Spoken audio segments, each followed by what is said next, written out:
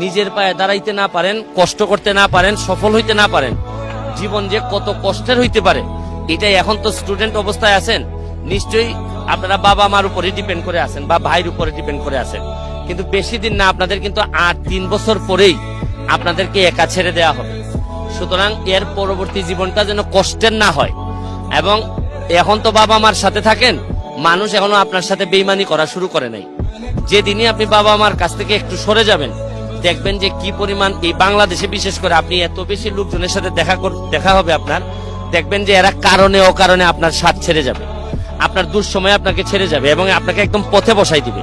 আর একটা কথা, লাস্ট কথা বলে যাই, ঘাম কখনো প্রতারণা করে না।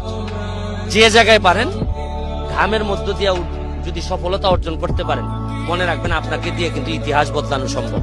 আমি জীবনে যত ঘাম ফেলছি, আমার কাছে মনে হয় যে আমার এমপি হওয়া, ব্যারিস্টার হওয়া, সফল হওয়া সবই আমি ঘাম দিয়ে যদি তুলনা করি, মনে হয় না আমার মতো ঘাম অন্য কেউ ফেলছে।